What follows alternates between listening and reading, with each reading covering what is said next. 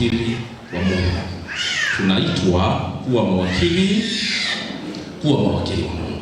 Sasa somo la uwakili ni pana sana. Tukianza leo tunaweza tusimalize. Mimi nimechukua tu vipengele vichache. Bwana asifiwe. Hivi unajua hata maisha yetu kwa ujumla ni uwakili pia, ambao tutatakiwa kutolea hesabu. Haleluya. Yaani hata namna tu tulivyoumbwa, yaani Mungu alivyotutengeneza, Mungu alivyotupendelea, mpaka hivyo unavyoonekana ni uwakili ambao tutatakiwa kutolea hesabu. Bwana asifiwe sana. Marko 12:41 mpaka 43. Neno la Mungu linasema, naye akaketi kulielekea sanduku la hazina, akatazama jinsi mkutano watiavyo mapesa katika sanduku. Matajiri wengi wakatia mengi. Mstari wa 42 anasema, akaja mwanamke mmoja mjane maskini, akatia senti 2, kiasi cha nusu pesa. Akawaita wanafunzi wake, akawaambia, amini nawaambia, huyu mjane maskini ametia zaidi kuliko wote wanaotia katika sanduku la hazina. Bwana asifiwe sana. Walio wengi ukizungumza habari ya sadaka, nafsi zao zinasinyana. Kwa nini? Kwa sababu ya kwanza, wapo wanaofikiri wamejifunza vya kutosha, hawahitaji kujifunza zaidi. Yaani kile wanachojua kinawatosha, hawahitaji kuendelea zaidi. Lakini mbili, wako wengine huenda mahali fulani au kwa namna moja ama nyingine waliwahi kutoa sadaka yao, haikutumika kama walivyokuwa wanafikiria, wakajikuta nafsi zao zimejeruhika. Nafsi zao zimefanya nini? Zimejeruhika. Wanaweza kuwa labda wafanya biashara, wanaweza kuwa labda wale wa vikoba au washarika. Kwa hiyo unapozungumza tu habari ya sadaka, unagusa kwenye kovu lake, kidonda kinaanza upya. Kwa hiyo hiyo ni miongoni kati ya sababu ambazo zinafanya walio wengi unapozungumza sadaka wasijisikie vizuri. Lakini kwenye ibada ya leo, hebu kaa mkao wa kusikia kutoka kwa Mungu ili ujifunze, uweze kupata. Haijalishi ujifunza kwenye mazingira gani, hebu iambie akili yako, itengeneze akili yako kwamba hebu iwe tayari kupokea kitu kipya. Bwana asifiwe sana. Ndugu zangu wapendwa, tunapozungumza uwakili ni neno la Kiswahili ambalo linamaanisha usimamizi. Kwa hiyo neno uwakili ni usimamizi, tena mzuri. Kama uwakili ni usimamizi, maana yake yule anayesimamia anaitwa msimamizi. Bwana asifiwe sana. Kwa hiyo kama anayesimamia ni msimamizi na ile kazi anayoifanya ni usimamizi, maana yake ni kazi aliyopewa mtu mwenye uwezo au aliyepewa uwezo au aliyewekwa kumwakilisha Mungu. Yaani badala ya Mungu kuja kuwa kiongozi wa hapa Mleba, amenipa mimi na wewe kusimama kwa niaba yake. Kwa hiyo kama sisi tunasimama kwa niaba ya Mungu, tunatakiwa kufanya kwenye vile viwango ambavyo angekuwepo mwenyewe angefanya na kukamilisha. Bwana asifiwe sana. Unaona hatari tulionayo? Yaani ukitumwa na mtu kwenda kumwakilisha, lazima viwango vyenu viwe vinaendana. Haleluya. Kwa hiyo uwakili ni kazi, wakili ni mtu. Mahali kokote lazima uwe na sifa. Ukishtakiwa au ukishtaki mahakamani, kama haujui mambo ya kisheria, unaweka wakili. Bwana asifiwe. Wakili akifika pale anazungumza kwa niaba yako. Kesi yako wewe anaibeba. Wewe unatakiwa ukae naye umueleze. Sasa ili yeye apate ujasiri wa kwenda kusema kwa niaba yako, lazima umulipe. Mwambie jirani yako lazima umulipe. Hii akifika pale, wakilita fulani anasema nipo naitwa wakili fulani na mwakilisha fulani. Alafu anaanza kuzungumza kwa niaba yako. Tuko pamoja Kwa hiyo sisi tupo hapa duniani kwa niaba ya Mungu. Haleluya. Tupo hapa kwa niaba ya nani? Sasa kama uko kwa niaba ya Mungu, unatakiwa kufanya kwenye vile viwango ambavyo Mungu anatarajia. Kwa hiyo ili uwe wakili mzuri, ziko sifa. Na sifa hizo tumeambiwa kwenye Wakorinto wa kwanza 4 mstari wa kwanza mpaka ule wa pili. Jambo la kwanza, lazima kujitoa. Sasa kanisani unaweza ukajitoa na watu wengine wasipende, wakakwazika. Wakafanya nini? Ulitoa kwa nia njema, lakini wakakuzungumza kwa maneno magumu, ukajisikia hata wewe umejeruhika, ikafikia hatua ukasusa, ukazira. Ukafanya nini? Sasa sifanyi tena. Sifanyi. Sikiliza nikupe habari njema. Wakikusema sana, nenda kwa Yesu mwambie, Baba, tazama hawa watu wananisema. Jibu la Yesu litakuwa ni hili: kuwa na amani, hata mimi walinisema sana. Imradi tu jambo unalofanya ni jema na nafsi yako inashuhudia hili ni jema, songa mbele. Kama kwenda kwako kanisani kuna watu wanakuazika, kama ulikuwa unakuja mara moja, ninakushauri njoo mara 3 kama dosi, ili uendelee kumtumikia Mungu kwa uaminifu. Kwa hiyo sifa ya kwanza ya wakili ni kujitoa. Sifa ya pili ya wakili ni kuwa mwaminifu. Kuwa mwaminifu. Wengi siku hizi tumepoteza mwaminifu. Kwenye Marko 12:41 mpaka 42 tumesoma habari za Yesu. Ukiwa msomaji mzuri wa Biblia, unaposoma kwenye Injili, hakikisha unajua Yesu alikuwa anazungumza na nani, ili upate ule ujumbe. Biblia inasema Yesu alikuwa na wanafunzi wake, wale mitume 12. Walipokuwa hekaluni, ikafika wakati wa kuweka sadaka zao kwenye sanduku la hazina. Yesu akatoka alikokuwa, akaenda karibu na sanduku la hazina, na nina uhakika wale watu wa wakati ule walikuwa hawamjui Yesu kama tunavyomjua sisi leo. Yesu akasimama pale, alafu akaanza kuangalia watu walikokuwa wanaweka. Akawa anatazama watu walikokuwa wanakuja, anasema matajiri wengi wakatia mengi. Mwambie jirani, wakatia mengi. Najiuliza leo mko hapa, mzee wa mtaa ametangaza wageni kwa pamoja wasimame. Wamesimama wageni mahali fulani. Sasa kabla ya matangazo ukashangaa mgeni anakuja hapa, alafu anasimama kwenye kitunga. Anasimama kwenye nini? Kinachofuata ni nini? Utaona sasa. Unajua bahati nzuri kanisani watu wote hawaruhusiwi kufanya, si ndio? Ukiliona hilo jambo unamkonyeza kiongozi. Kuna kiongozi unaona anakuja kwa heshima na taazima, akifika hapa anatoa heshima, alafu anamsogelea, anamnongoneza. Mahali ulipo sio mahali sahihi, naomba uende uketi. Akiona haelewi, atamshika mkono, anafanya nini? Sasa wakati ule Yesu hawakumuondoa, alikuwa pale anatazama watu walivyokuwa wanatia sadaka zao. Biblia inasema matajiri walipoweka mengi hakusema neno, lakini yule mjane, hivi mjane ni mtu gani? Asiyekuwa na mume, si ndio? Tena maskini, ndio alikuwa sifa zake. Hana mume lakini pia maskini. Ukienda kwa mganga ili mizimu itoke Kongo kuja kukuhudumia, lazima uweke sadaka, lazima uweke nauli, si ndio? Ukiweka nauli, mizimu inasafiri kutoka Kongo inakuja ili kuhudumie. Kwa hiyo kama kwa mganga wa kienyeji tunatoa sadaka, itakuwaje kwa Mungu? Soma Biblia. Tangu Agano la Kale walikuwa wanatoa sadaka. Kwa hiyo ni lazima sadaka yako uiandae. Bwana asifiwe. Sadaka yako lazima uipe kazi ya kufanya, kwa sababu Zaburi inasema mali, nchi na vyote vijazao ni mali ya nani? Kwa hiyo unachomletea Bwana ni kwenye kile ambacho Bwana amekupa, ndicho unachomletea. Bwana asifiwe sana. Haleluya. Kwa hiyo uwe na uhakika Yesu anaweza akawepo. Hakikisha umeandaa sadaka yako, kwa sababu Bwana akikupa nafasi ya kutoa sadaka, maana yake wewe unakwenda kupanda, unakwenda na ukipanda kwenye udongo ambao ni tifutifu, lazima uzae, lazima upate mavuno. Bwana asifiwe. Shida yetu sisi tulio wengi, sadaka zetu hazituletei matunda, kwa sababu badala ya kuzitwisha maombi yetu tunazitwisha malalamiko.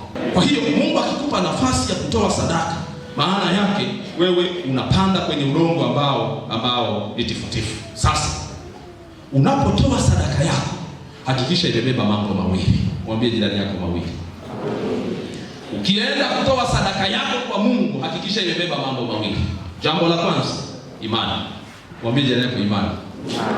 Jambo la pili, upendo. ukitoa sadaka yako ikiwa imebeba hayo mambo mawili, imani na upendo, uwe na uhakika. Uwe na nini? Hebu tusome mistari michache.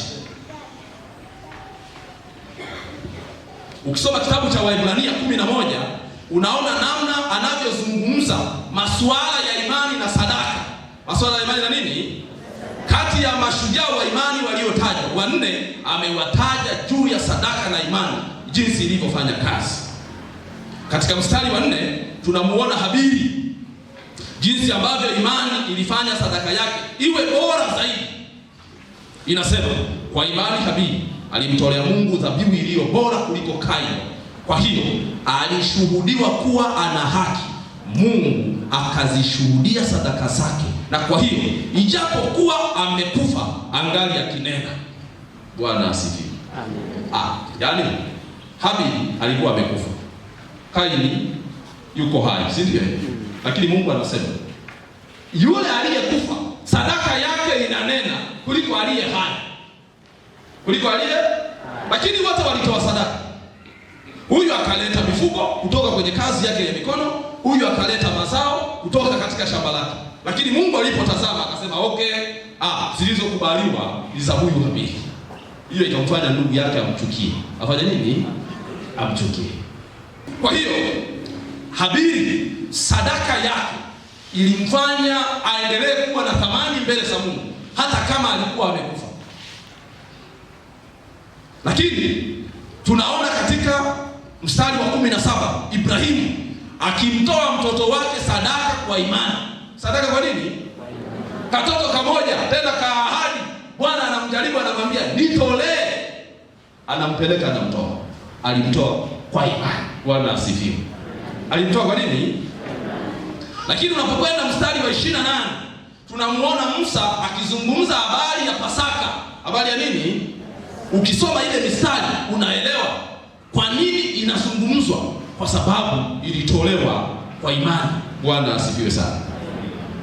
Lakini mstari wa 31 huko ndiko kuna hatari zaidi. Tunamuona yule kahaba, kahaba Rahabu aliyekuwa anajiuza, lakini Biblia inamkumbuka kwa sababu ya sadaka aliyoitoa ya kutunza wale wapelelezi. Aliwatunza kwa imani. Lakini Biblia inamtaja kahaba, inamtaja Rahabu yule kahaba, akahesabiwa kuwa na imani kwa sababu ya kutunza wapelelezi, akatoa sadaka ya kuwaficha. Bwana asifiwe sana. Ukienda kwenye ujenzi wa hema wakati ule wa Musa, Mungu anamwambia waambie watu ambao moyo wao unawapa kupenda. Anazungumza habari ya upendo. Nimesema hakikisha unatoa sadaka yako ukiwa na mambo mawili: moja, imani; mbili, upendo. Bwana asifiwe sana. Ukitoa sadaka yako ukiwa na imani na upendo, ziko faida. Nataka niseme kitu chache kwa kutaja. Faida ya kwanza, ukitoa sadaka, unajua kuna faida kwa Mungu na kwako wewe unayetoa.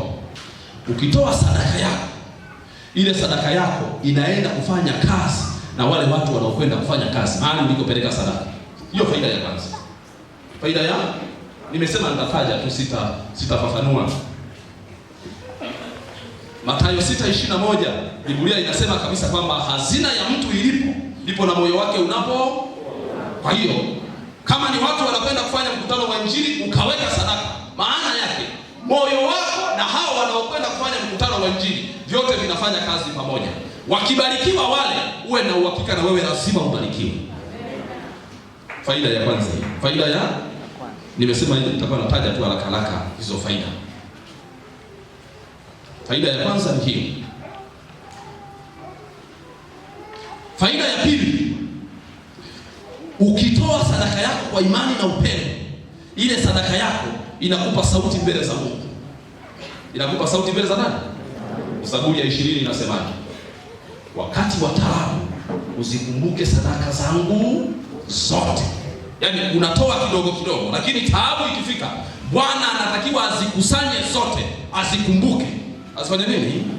Azikumbuke. Kwa hiyo sadaka yako inakupa sauti mbele za Mungu. Labda watu wengi huwa hawaelewi. Kwa kinachotokea tunapotoa sadaka zetu hizi tukaweka hapa, kwa nini zinachukuliwa hapa zinapelekwa madhabahuni? Ni ili tumuombe Bwana aruhusu sadaka inayompendeza ambayo ni damu ya Yesu ikutane na sadaka zetu zipate thamani mbele ya Mungu. Yaani ukiangusha shilingi kwenye nyasi, ukapitisha sumaku. Sumaku inashika shilingi, inashika nyasi. Kwa nini inashika shilingi wakati shilingi ni moja na nyasi ni nyingi? Kwa sababu sumaku na shilingi vinavutana, si ndio? Ndicho kinachofanyika kwa Mungu. Anaporuhusu damu ya Yesu inagusa sadaka zetu, zinapata thamani kwa Mungu. Mungu anauliza, ni nani ametoa?